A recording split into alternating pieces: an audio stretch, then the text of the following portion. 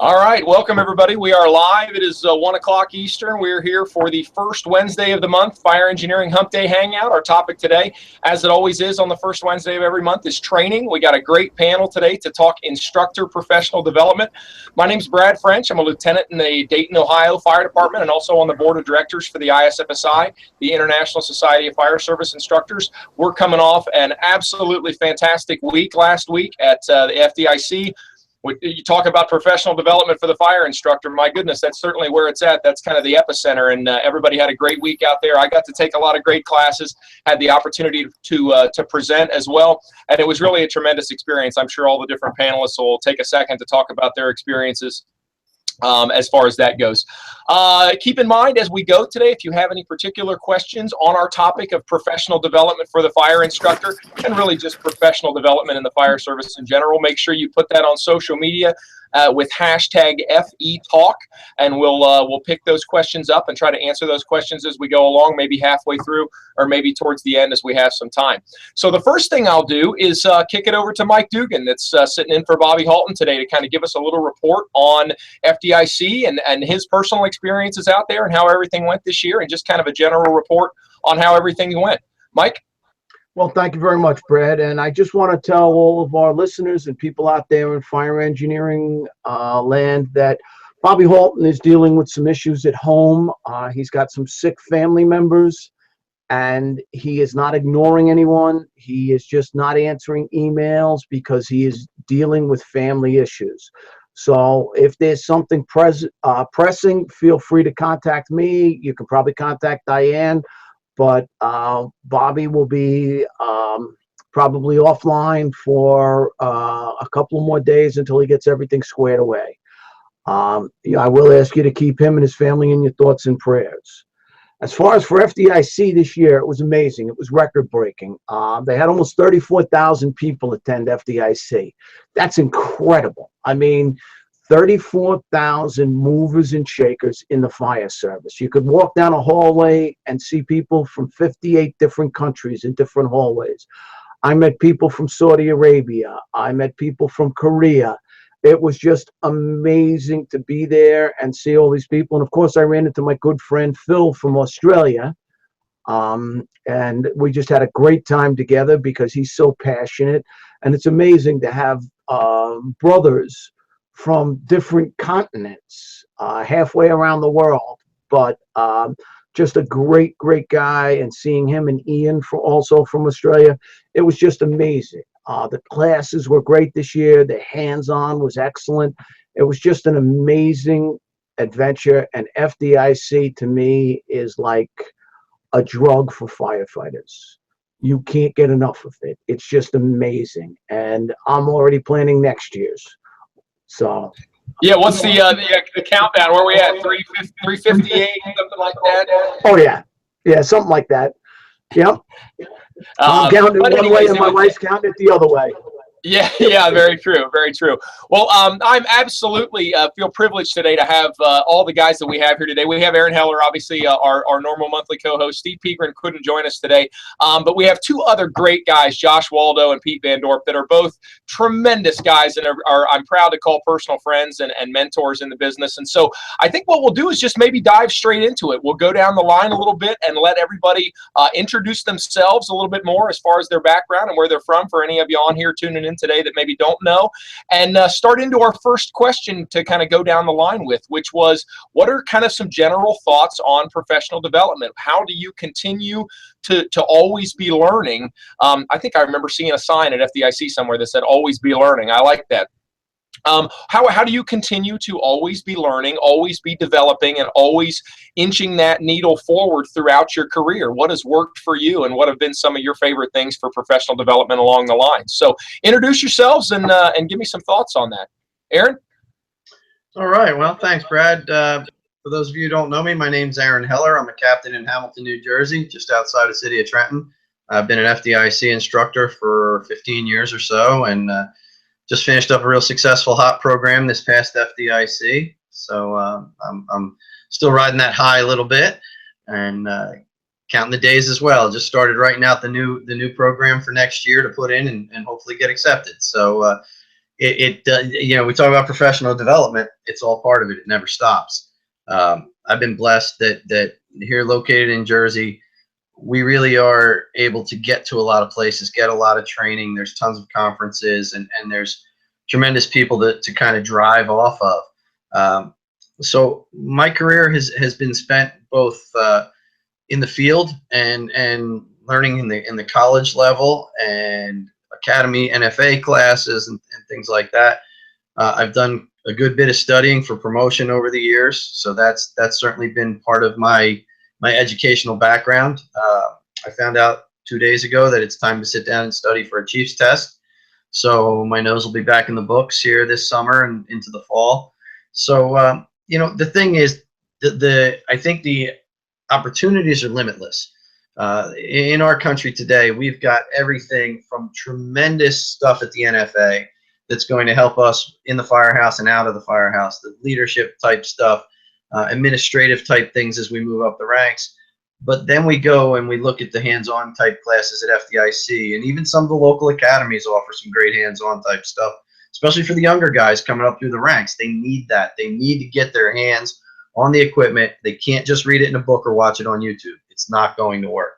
And, you know, I think I'm fortunate that we didn't have a lot of the social media stuff to take our minds off of what we should be driving at when we were young. Now there's so many different things that you can go so many different ways. And unfortunately, you don't always know if it's good information or BS until you've really, really tested it for yourself. Well, you've got some good mentors who've helped you with that. You know, there's so many different things. You look at the academies that are popping up that are nothing but hardcore hands-on. Great for the line firefighter, great for the line officer. But you have to join that. You have to join that with the NFA type classes, with some college level classes. We don't all see the amount of fire that some of the guys in the hood and in the ghetto are going to see. So we've got to be able to mix it all together. And I've been blessed that in my career I've had that opportunity. But as we go, I'm sure we can add lots to that. Yeah, you know, I think you already brought up something that I think is extremely important, and I'm sure we'll go back to a few times today, which is the concept of balance, right? The balance between the hands-on experience and also not, you know, there's got to be some of both, right? Certainly, I think there would be some general agreement that a good mix of both, not somebody that's completely been, you know, formal education kind of bookworm kind of stuff their whole career, but also not necessarily somebody that has completely shunned all of that kind of stuff throughout their career. Some balance is really key. Chief Waldo, you're next on my screen looking left to right. Give us an intro and your thoughts. Yeah, Josh Waldo. I'm the fire chief in Bozeman, Montana. In an environment today where the opportunities aren't available for firefighters like they were in my previous stops in Tennessee. You know, we don't have a state academy. We don't have the luxury of being able to travel to a lot of conferences without a huge expense just because of our location. But the thing that hasn't changed is the desire for the firefighter to learn, to better themselves, to grow. So there's a tremendous bonus in that with firefighters. They're always looking for that next opportunity.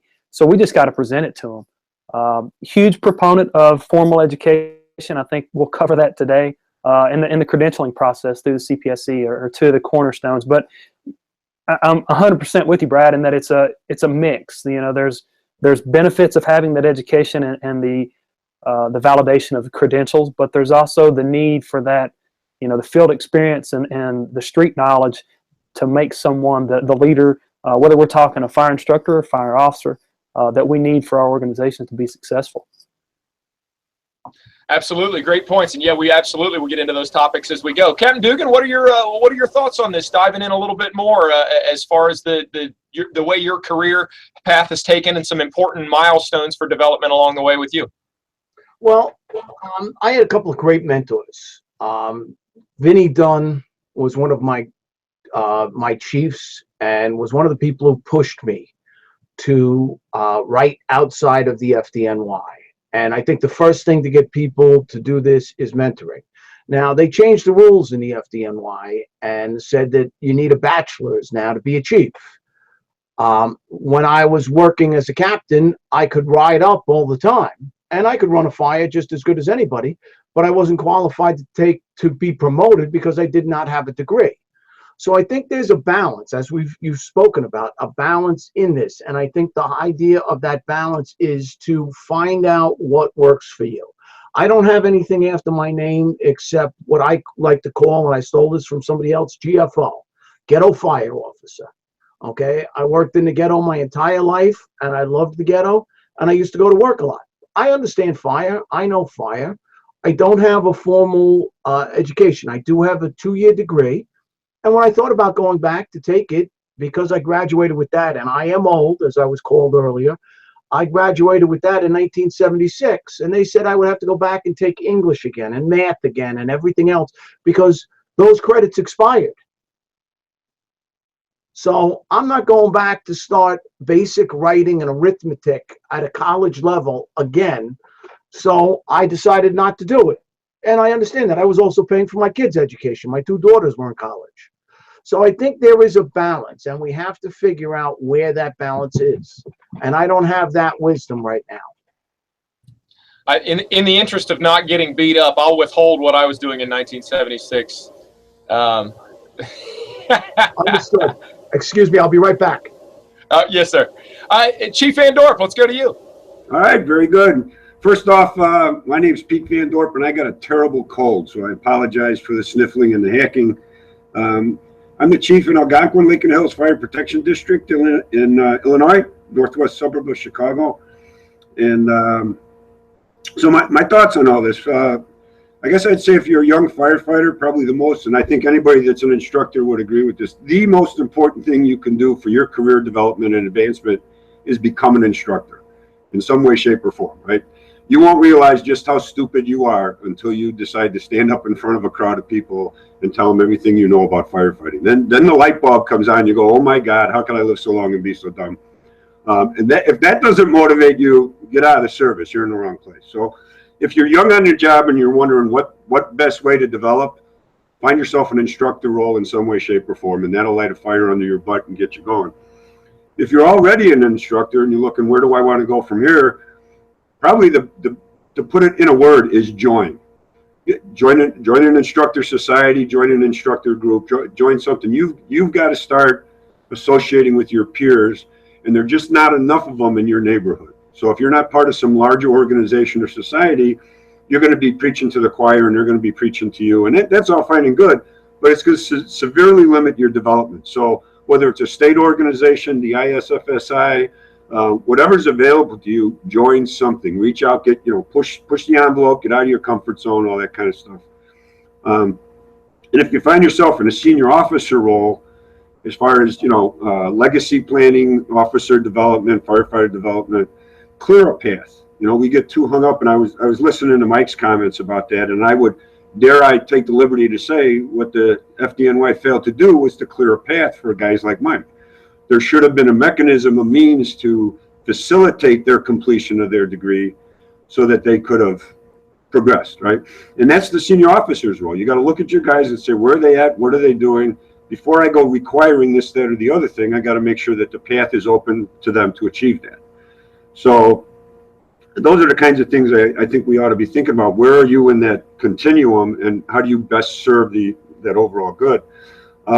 In general, Mike talked about this. I think some of the other guys did. You got to look outside the fire service. It's not just, instructor develop. If you're just looking at fire-centric or fire service generated material, again, you're limiting yourself.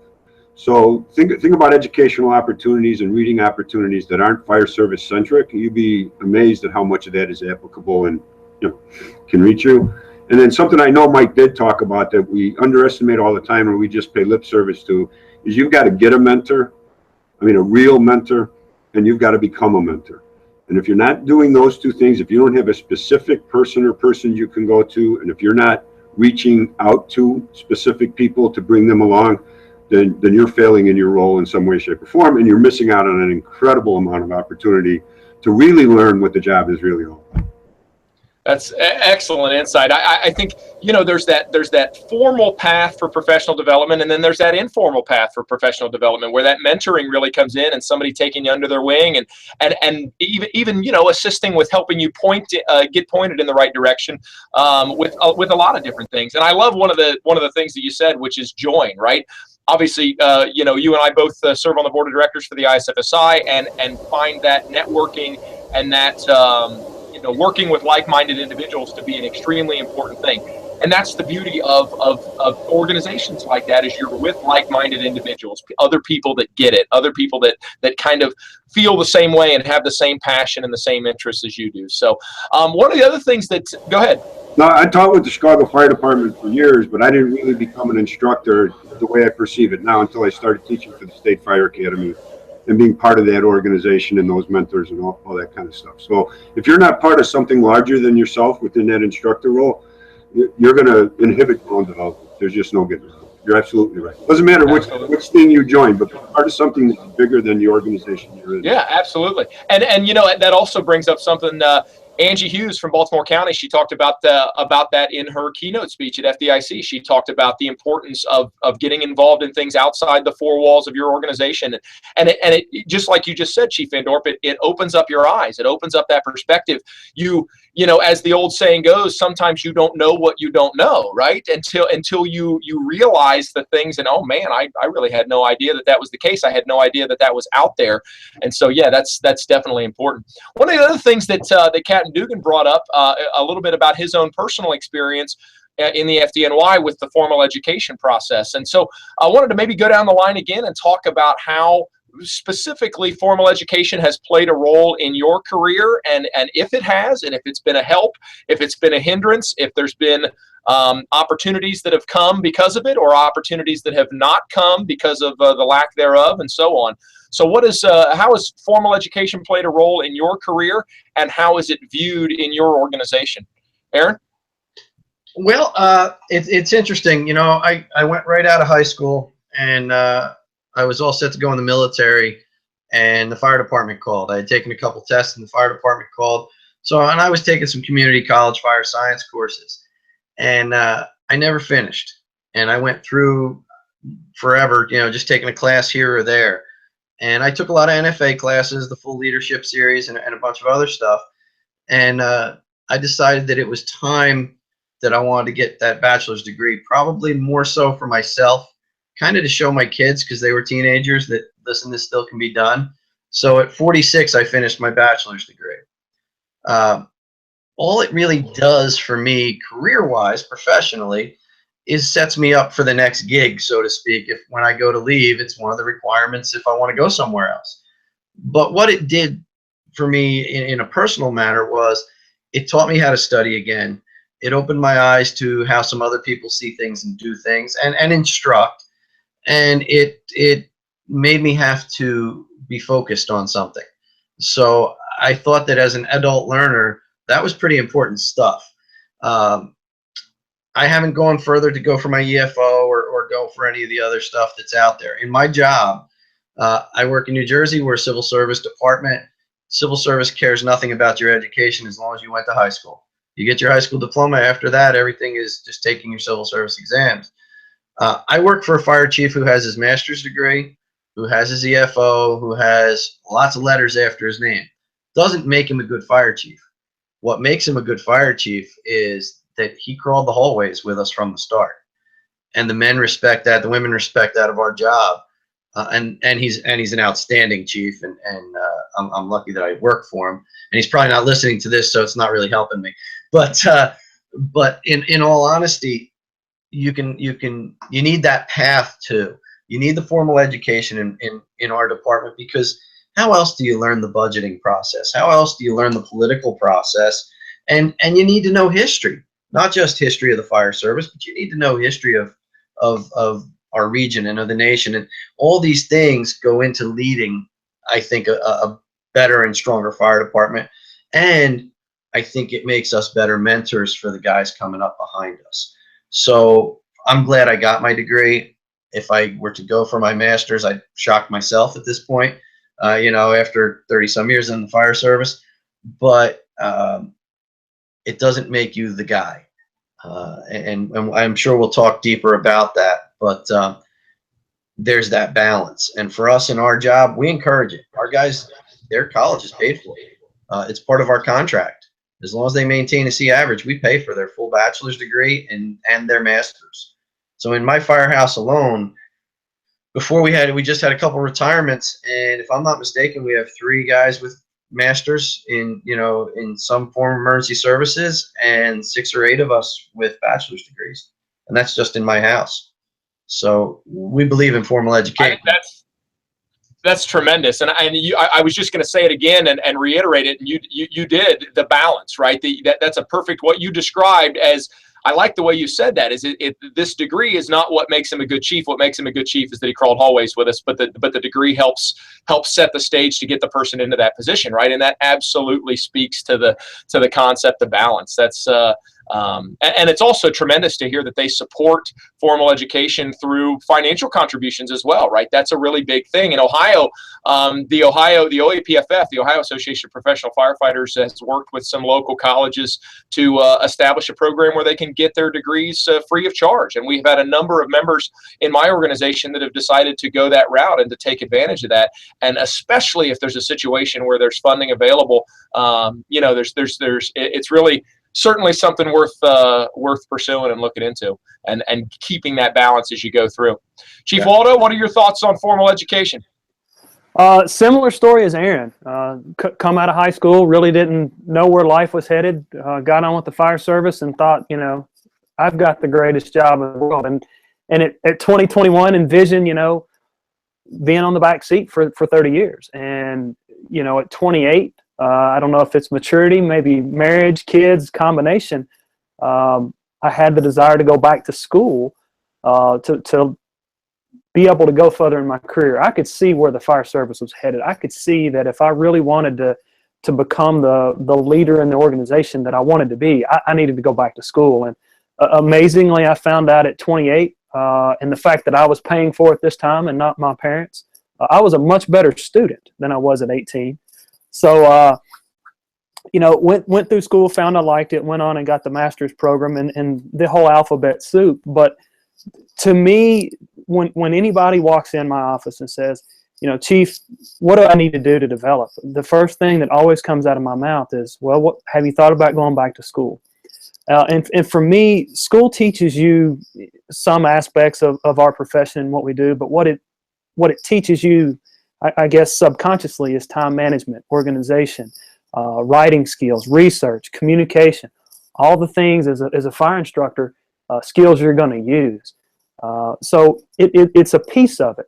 But back to Aaron's point, I am very thankful for the 15 years I spent on the line before I went into leadership. Otherwise, all this education really wouldn't mean much. I wouldn't know how to use it on a day-to-day basis. It's my experience to where I can still walk out on the floor and the guys are talking about a problem with a hose load, or they're talking about a situation on a fire, and I can relate to that because I've been there with them before. So the mix is extremely important. One of the things that I think is important to talk about, Aaron talks about his department funds it, and you talked about the opportunities in Ohio. We're going to talk about a lot of things from professional development today. The one thing that I will tell anybody who asks, be prepared to get in your own pocket just a little bit. It's going to have to happen. Whether it's paying for your degree, paying for the membership fee of an organization, paying for your credentialing process, your department's not always going to fund it. Don't let that be the limiting factor in you being the professional that you can be in this service. Set the example for others.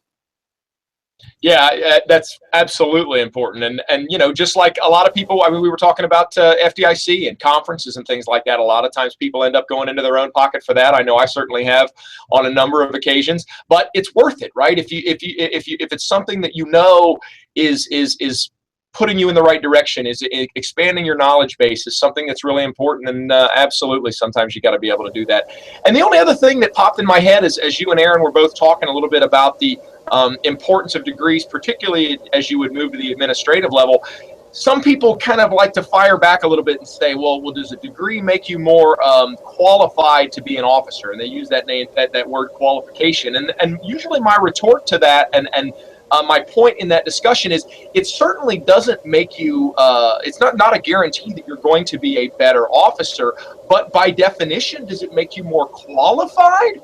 Probably it probably does. That's really the definition of a qualification, right? As you would progress through on out your career, especially into administrative positions. And I was having a discussion earlier today, just a few hours ago, with a couple of my bosses here at work about, nobody likes the grammar police guys, but at the same time, you can't get into administrative level positions and be not using appropriate punctuation and grammar and things like that, and having issues with math problems when it comes to budgeting. And certainly there's a clear line there, especially for the higher administrative positions in the organization, to require that. And again, it's not like we're ahead of the curve on talking about this. You don't see a Chiefs posting almost anywhere in the country. You don't see a Chiefs posting without a minimum of a bachelor's degree and oftentimes a master's degree. And so, certainly that link is there. Did you have something to add to that, Josh? Yeah, I just wanted to add, I mean, you said the certification. I think it gives you the credibility. When I go to a city commission meeting, everybody, all the other department heads are bachelors, masters. We even have a doctor, who's on staff here. So to think that the fire chief could come in there and get the same level of credibility amongst the elected officials, if we didn't have the same qualifications from the education, we're putting ourselves at a disadvantage. And you're right. I think about writing memos or letters to elected officials, city managers. If we didn't have the same polish as some of our others, it's a detriment to our service. Chief Van Dorp, what are your, we're kind of diving a little bit more specifically into formal education, how that's played a role in your career or not, and with any of the organizations you've been involved with? Yeah, let me, you said the question about guys asking, how does this really make me a better officer? And we spoke a little bit about a better senior officer, but a guy might be sitting out there saying, well, I have no intent or ability to, that's not going to happen to me, so that doesn't apply to me. I'll tell you unequivocally that having the degree, yes, it does make you a better officer. I mean, if you showed up and punched a card and somehow just paid your way through college, then you're not a better anything, and that's true for any line of work. But if you actually went and got an education, then yes, you'll be a better officer, because that education is about communication and listening and taking direction and giving direction. And all of those things that you need to succeed in a school program, you need to succeed as a company officer. So without question, that degree will make you a better officer. Don't dismiss it. Having said all that, I got socially promoted through the Chicago public school system. If you don't know what that means is, Mr. Van Dorp, how old are you? 17. Okay, you belong in this grade. Move along. So I came to formal education very late in my career. It took me 12 years to get my bachelor's degree. Kept putting it off because it wasn't required on my job. So I was pursuing other education opportunities, and that kind of gets me to formal education doesn't have to be college degree education, right? Depending on what state you're in or what part of the fire service you belong to, there's all kinds of formal education opportunities, NFA, certification programs, things like that are every bit as much formal education. Howsoever, if you don't, in the process of taking all those classes, manage to, do it in such a way that you get college credit for it, shame on you, because that's more available than ever before. There used to be this dichotomy in most places where you could get state certification, but that didn't count toward a college degree. In most places, that's gone away a long time ago. You just got to chase it down and figure out how to do it. Speaking about getting your English, getting your math, you can test out of most of those. A lot of guys don't realize how easy it is. Just take the test. It costs you $100 to take the test. I got about 12 college credits just taking tests in basic, English, math, whatever. And like I said, I was socially promoted through high school. I just got the Math for Dummies book. I'm not making it up. I got those books, poured through them as best I could, tested out of most of those classes. So it's easier than ever before. I got an assistant chief and I got a battalion chief that are both completing their bachelor's degrees, and they're not attending a day of class. They're doing it all online, right? They're taking real classes and writing real papers, and they can do it all during their, the guy on shift can do it while he's on duty, and the guy that's got an 8-hour day can do it on evenings and weekends. So there's no excuse for not doing it anymore. It's available to you. Take advantage of it. And to some of the other guys' points, right? Even if you're not planning on using this piece of paper, someday you're going to wish you had one. And any one of us will tell you that. Opportunities get missed because you didn't have the right piece of paper. Well, it's just a piece of paper. No, it's a demonstration that you believe in the process, and people need to see that demonstration. So, and I think more than anything else, a guy that pursues some sort of formal education and training is walking the walk. I believe in lifelong education. You don't stop learning. We say these things all the time. Well, when was the last time you took a class? And I mean really took a class that challenged you, right? Going to another rope ops class or going to another truck ops class or whatever. Those are all great things, but that is maintaining your existing skill set. When was the last time you did something that really stretched you and pushed the envelope and made you uncomfortable? That's when real learning takes place. So if you're going to be a lifelong learner or talk about that, then be that. Walk the walk. And that means get your butt in the classroom. Because you really are worth it. You know, some of the guys talked about money, and I tell my guys all the time, I can't afford to pay for my guys' education. I give them the little bit that I can, but it's a drop in the bucket. I tell them, look, it's like putting money in a savings account, right? If you don't do it now, it's not going to get any easier later on trying to catch it up. So just get started. Just take a class. Just do whatever it is you can do and move it along. There's no better investment than a reinvestment in yourself, right? And yeah, what a fantastic investment. That's great words of advice. We're halfway through. It's 1:30. We've been getting some good comments coming in on social media. Remember hashtag FE Talk on Twitter, and we'll try to we're going to go through a couple more things, and then we'll address some of those questions and comments maybe a little bit towards the end. So the next thing I kind of wanted to shift gears to a little bit. We've talked a lot about formal education. Some other things that exist in the fire service that are certainly worth mentioning are credentialing programs, and that's another way to kind of it's more than just putting more initials behind your name, right? Just the same way with degrees. It's certainly more than just putting initials behind your names. These credentialing processes can be very rigorous, involve a lot of work and projects and classroom time and things along those lines. So I'll kick it over to Chief Waldo for a little bit. He's very heavily involved in the CPSC, the Center for Public Safety Excellence credentialing process. And Chief Waldo, can you give us kind of an overview of all that and the different things that go into it and how somebody can kind of pursue that throughout their career? Yeah, so for credentialing, you've got 5 different avenues to pursue. You've got the Chief Fire Officer, Chief Training Officer, Chief EMS Officer, the Fire Marshal, and the Fire Officer. For most people, you know, if they're just starting, they're young in their career, they don't have all their certifications, formal education in line, the Fire Officer is a good place to start. And then you work your way up, really depending on what your goals are, you know, throughout your career. The thing that the credentialing process does is it gives you a complete 360 of yourself. It's not just looking at formal education. It doesn't just look at your training. It looks at things like your community involvement. You know, what are you doing within your community to get out and see the needs of the community and how your department can fill those needs. It looks at things like your memberships. How are you engaged in the fire service? Are you a member of an instructor's organization? Are you a member of a chief's organization? To share those ideas, to get out there and get the knowledge that other people have. It looks at your professional contributions to the service. You know, are you instructing? I love Pete's comment about you don't realize how stupid you are till you stand up and have to tell everybody what you know. That's a fantastic way of looking at it. So what are you doing to share this information? Are you teaching? Are you speaking? Are you writing? And that doesn't have to be on the national level. You know, if you're getting to teach at FDIC, if you're writing articles for fire engineering, that's fantastic. But if you're teaching at the local chiefs training associations for the other neighboring departments, fantastic. You're sharing that information with others. You're making the service better, and really you're making yourself better.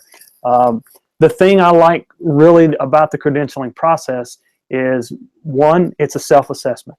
So when somebody comes in and says, Chief, what do I need to do next? Well, after I've asked them about that formal education, the second question is look at credentialing, because as they go through that packet and they fill it out, they'll eventually walk back in and go, Chief, I don't have any experience in fire prevention or fire investigation, communications, and to me, they've just told me what their next training class they need to attend is. They've identified it on their own to make them the more well-rounded person that they want to be. The second part is it expires. So it's not like some of the certifications where you get it and you've got it. You've got to maintain it, and I think that's the key in professional development, is staying engaged. It's one thing to get your fire officer certification, get the degree, what are you going to do for the next 20 years of your career? And the credentialing process requires that you renew this every 3 years, and you've got to show that you're continuing to go to class, you're continuing to take trainings, being engaged in the fire service. It's not a certificate that you get, you hang on the wall, and you check out. You got to work at it. And to me, that's the key, is staying engaged in the fire service. I mean, not going to change the directions, but how much has the fire service changed in the last 5 years? We could go on for hours with that conversation. And if you haven't been engaged in keeping up with that, you're falling behind in your own professional development. Absolutely, absolutely. We can't rest on our laurels, right? I mean, the world is changing, and the fire service is changing faster than a lot of us can keep up with. And if you don't keep that constant engagement, yeah, absolutely, you're going to find yourself lost in a lot of conversations real quick. I'd also be remiss if I didn't at least briefly mention some of the ISFSI credentialing programs. We have an NFPA 1403 live fire instructor credential program that's really a model program. In fact, some states have kind of looked at different programs that are somewhat similar to the ISFSI program, and it really was put together by some of the best live fire instructors in the country. And the ISFSI comes to whatever spot is the host agency and delivers an intensive 3-day class in addition to a bunch of pre-course. It's kind of a flip training model to where there's a bunch of pre-course material and tests and readings and things like that ahead of time, and then 3 days in person doing burns and all that kind of stuff, and following, really diving in depth into the 1403 process. And it's been a very, very successful program for the Instructor Society. We also have a relatively new program called the Training Officer Credential Program. I actually fly out tomorrow morning to go out west to the Seattle area to teach a training officer credential program out there. And again, the same thing. The students have been very engaged ahead of time into our online learning management system, working through different projects and preparing budget items and preparing RFPs and developing schedules for recruit academies and all the kind of stuff that plays specifically into being a departmental training officer with kind of that department-wide training responsibility. And so 2 great programs, the 1403 program and also the Training Officer Credential Program from ISFSI, have had very positive reviews thus far. The 1403 program has been around a little bit longer, but the TOC program is absolutely off to a great start. I see we got Captain Dugan back as well. Thank you very much for coming back and joining us. We've talked a little bit about formal education and a little bit about the credentialing process. I want to go down the line again and maybe hit a little bit about your experiences at training, not necessarily in the conference setting and not necessarily in the formal education setting, but maybe any positive experiences you've had throughout your career with, there's a variety of hazmat classes that are available around the country at different spots. There's certainly the National Fire Academy and the Emergency Management Institute there on the campus in Emmitsburg, Maryland, that is absolutely huge as far as professional development in our industry. What has been some of your experiences with outside training opportunities, not really specifically conference-wise, and specifically the campus over in Emmitsburg as well, if you'd like to go into that? And Aaron, what for you? Well, yeah, again, when you've been around this long, I guess you get the opportunity to go to a lot of places, and my department's been aggressive in sending us. So I've spent a good bit of time at the NFA, and we've brought a lot of NFA classes to our locale too, and they've been great. For the most part, they've been great, and for the most part, the instructors have been outstanding. But even with these programs, and we're sending a lot of guys now, we're in the process of a consolidation, so a lot of guys are getting moved around as far as what they want to do and looking at the future. So we've got a lot of guys that are going to EMA classes, and a lot of guys who are part of our SOC and want to maintain being part of our SOC. So we just sent guys that took a rope rescue class on the USS New Jersey, which is totally a cool class. And these guys are superstars. They really are. They're our young guns who are really I think are going to be the leaders of our SOC for a long, long time when I'm gone. So stuff like that's fantastic. But there again, even at NFA, even at Anniston or anywhere else, you still got to vet the classes, and you still have to vet the instructors. And I'm going to give you the negative to it all. And we just saw this recently. A fellow who is nationally acclaimed. He has every initial after his name and is revered in some places. Gave a class in a place where I've taught over the years, and they were absolutely astonished by the way in which it was presented. And when we went back and kind of reviewed what he had presented, it was kind of just a popular version of what he liked, and it really had no true basis for what is functional for these firefighters. And but yet he's revered because when he goes in there, he carries a briefcase. He goes by the name Expert, which is X and spurt. If you break it down, X is fast and spurt's a drip under pressure. So and he sells it that way. So these guys paid a lot of money for him to be there for a weekend in the area, thousands and thousands of dollars, and what they got was less than beneficial. So vetting that is super important, and we're very cautious with that because we want our guys to go to these classes. The fellow who taught my NFA leadership program was absolutely spectacular, total home run hitter, and we got a lot out of it. And he went beyond their curriculum. He really added a lot of true to life things to it that made it better for me, and made me want to go out and understand leadership better. So I think, again, just be cautious where we're sending our people and who's training them. That's the underlying theme that I've found. And unfortunately, again, with social media, there's guys who can build themselves really high, and they put themselves on the mantle, and next thing you know, there's 20,000 followers, so they must be home run hitters. But I encourage our people. I want them to get their degrees, but I want them to get technical skills. So sending them to some advanced rope stuff, sending them to the advanced hazmat stuff that they can get in Anniston, or they can get in New Mexico. And these are basically free programs subsidized by the feds anyway. Get a little more of your tax money back to your community and your department, and keep moving forward with that. Like I said, I'm real proud of the guys who've been taking these classes for our SOC unit. They're still strongly training firefighters, but they're getting their SOC stuff squared away because we're seeing more of that. So it's the mix. We keep talking about the balance, and it's really, really the balance. So I'd like to jump in on something that Aaron said with, the trying to get his guys to get those degrees, and then having a so-called expert sort of not quite making the bar. The better educated you are yourself, the better judge you are of that so-called expert.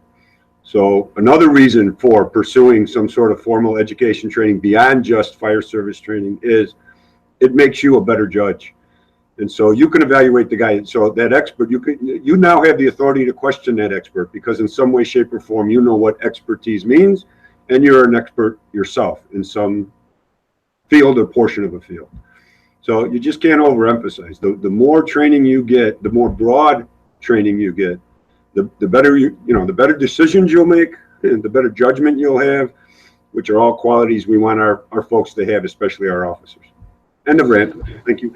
Yeah, no, I just think I think that word, it just makes me cringe when it shouldn't, but when I just hear the word expert, it kind of makes me cringe a little bit, right? Anybody, because I think so few people take themselves so seriously as to tout that about themselves, and that's man, you talk about the kiss of death as an instructor. You walk in somewhere with your chest pushed out and pushing the fact that you're an expert. That's the fire service is pretty smart.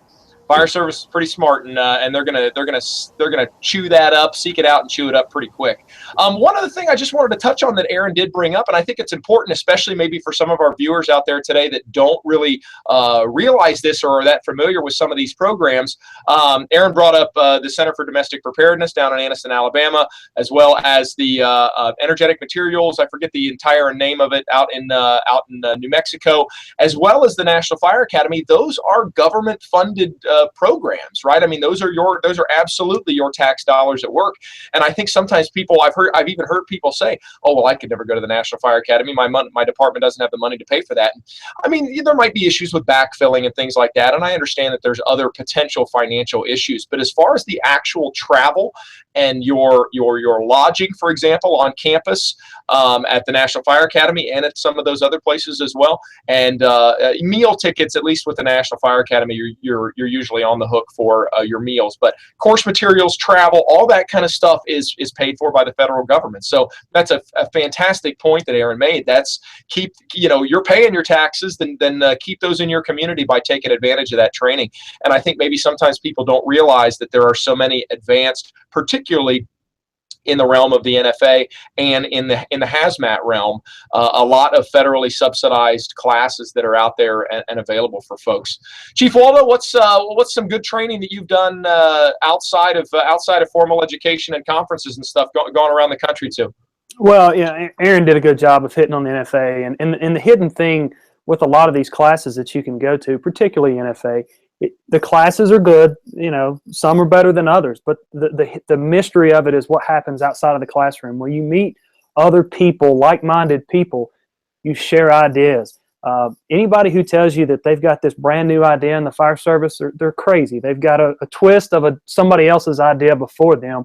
You don't have to reinvent the wheel.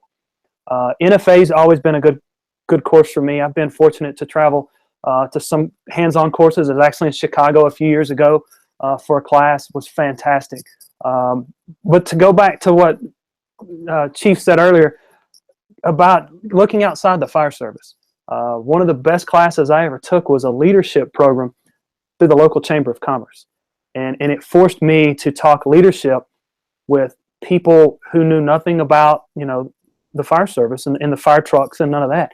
We just talked leadership. And I learned so much from that class. And one of the things I hear a lot of people say is, well, we need to think outside the box. My reply to that is always, why did you get in the box to start with? You put yourself in these limits. Don't do that. If you are in the box and you get out, turn around and burn the box so you can't get back in it. Challenge yourself to do something different.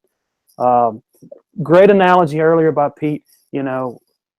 When's the last time you did something that made yourself uncomfortable? Because if training is not making you uncomfortable from time to time, your learning is not happening. So if you're in the box, get out of the box, stay out of the box. Find something outside, whether that's a business session, something at the college. Mine was a Chamber of Commerce. Find something that's going to challenge you to look at things just a little bit different. Otherwise, you're just probably hearing the same things over and over and over. And now I would, just while we're on the topic, before we move on from some of the National Fire Academy stuff, I would probably be remiss if I didn't at least mention some of the programs that they had there. I've always had a positive experience as far as the overall experience, just as Chief Waldo said, you'll enjoy some classes more than others. And that's certainly just part of the game, but the outside experiences while you're in Emmitsburg are absolutely tremendous. I've gone back. I'll probably apply this time around for another class, and if I would get it, it would be my 8th. I've enjoyed going over there a number of different times. They have 2-day classes that sometimes you can go through your state organization. If you have a state training organization or a state fire academy, they typically coordinate with the folks over in Emmitsburg and have state weekends a number of times throughout the year where you go with folks from your state and they'll bus them in and all kinds of different things. And then there's 1-week classes, which are actually 6-day. The 1-week classes typically start on Sunday and then end up graduating Friday late afternoon. And then there are the 2-week classes that'll start on a Monday and typically graduate the following Friday. And really good stuff. I've really focused on, I've done some of the courses in hazmat and some in incident management, but I really focused on the training program series just because obviously I have a lot of my passion is related to training. There's a good class called 21st Century Fire and EMS Training Officer that really dives into a lot of technological stuff and modern day instructor issues. There is the 2-week training program management course that really goes into the nitty gritty of scheduling instructors and developing a training plan for throughout the year and all kinds of stuff like that. There's also fire service course design where you kind of take you show up as a pre-course assignment with a certain issue in your organization that you want developed into a class, and then you write objectives and you plan out scenarios and all that kind of stuff, and then it's being vetted through other students in the class and the instructors as well. So the training program series is definitely a great thing I would recommend for any instructor that's watching today. And then of course the EFO program, the Executive Fire Officer program, is absolutely one of the the standard bearers in the fire service as far as professional achievements and credentials and things like that. I have a number of folks that have gone through the Executive Fire Officer program that I'm very close with, and they speak very highly of the program. I've not personally gone through the EFO program myself, but have certainly spent a lot of time over there in Emmitsburg. They also have a relatively new program called the Managing Officer program that's kind of like EFO in concept, but scaled down and focused a little bit more maybe on mid-career folks, that is, for your company officers and things like that. And it's a little bit shorter in duration, but still a tremendous amount of work goes into it. The EFO program has, significantly long, I don't want to speak for anybody that's gone through it and underestimated, but it's very long. I mean, 20, 30, 40-page research papers and things like that. I've heard horror stories about even longer research papers, but again, it's good stuff, right? Good stuff, and certainly important for professional development.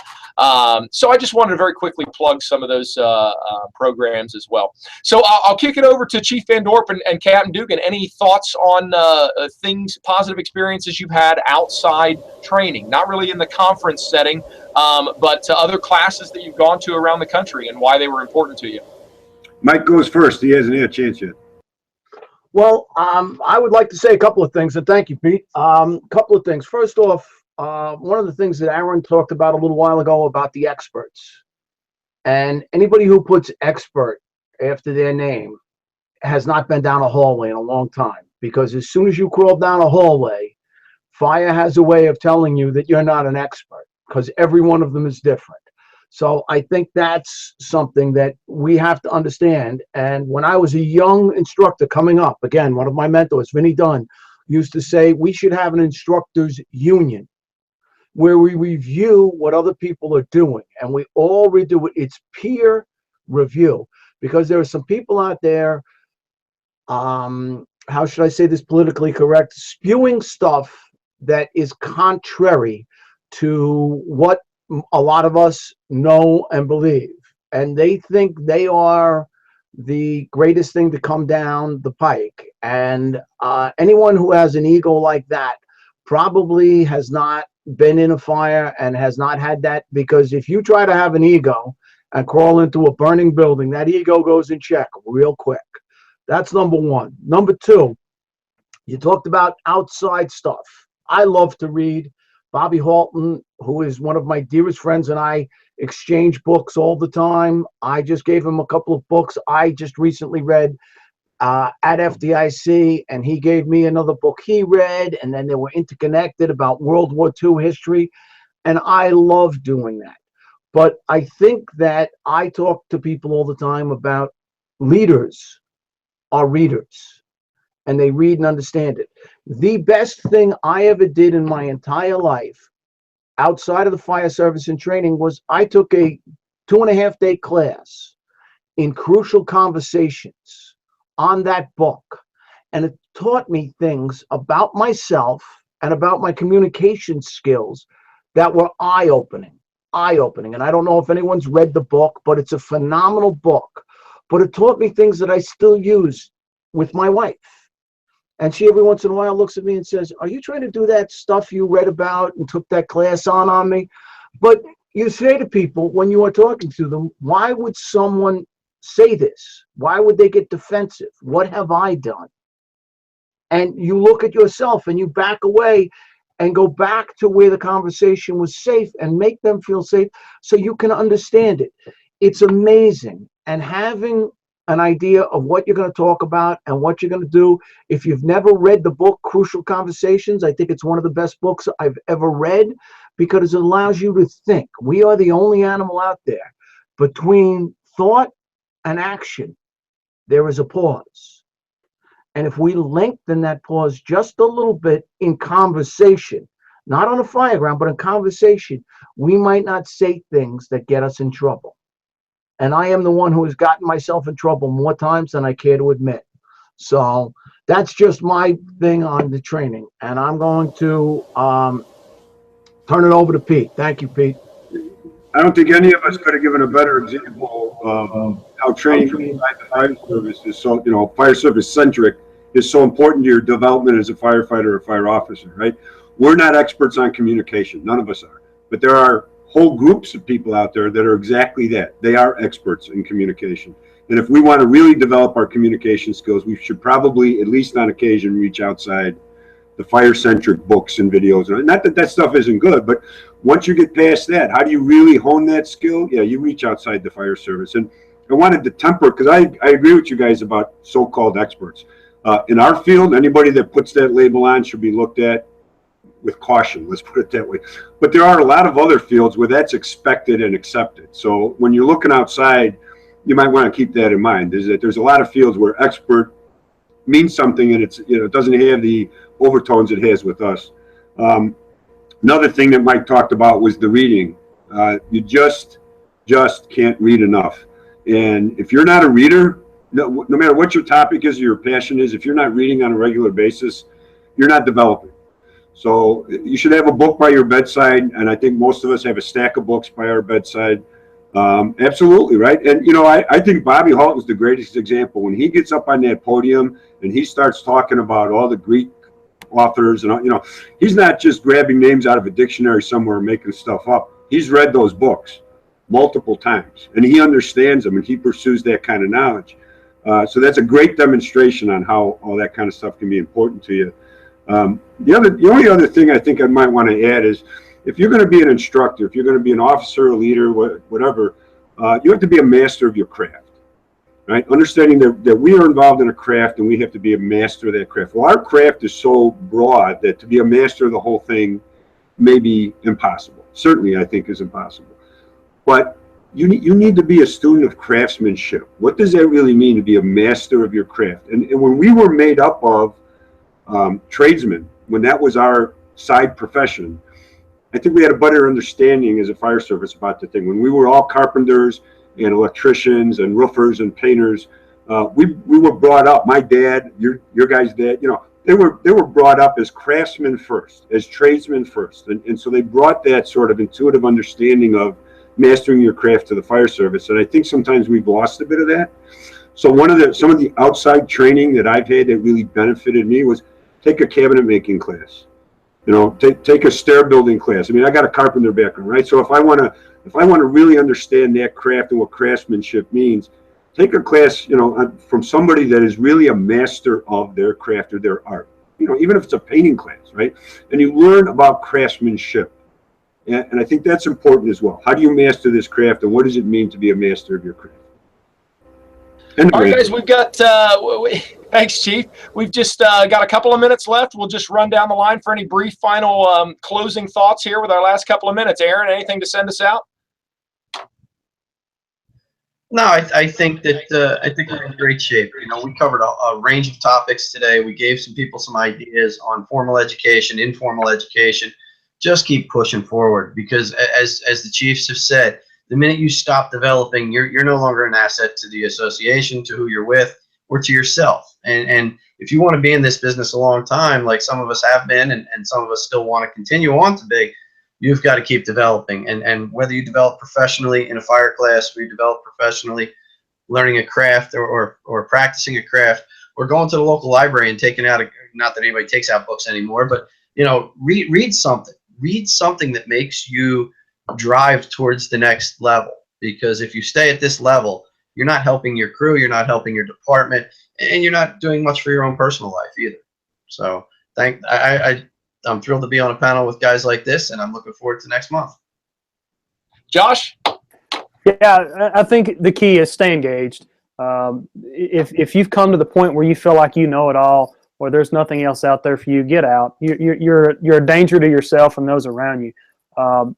If you're having problems figuring out how to stay engaged, that's where you get it in part of an organization. ISFSI has been great for me, not just from the classes that I've taken or the conferences I've been to, but through the people I've met, the hidden opportunities that you don't know about until you really get engaged, being a part of that.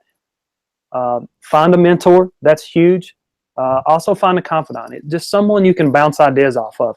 I think I've called Brad before and said, hey, what do you think about this? It's just a different perspective to have somebody to do that. And then the last thing, we said it before, don't be afraid to dig in your pocket just a little bit. Your department may not be able to do all this, but this is your livelihood. This is your career. This is your profession. don't be afraid to invest in yourself. Mike, any parting thoughts?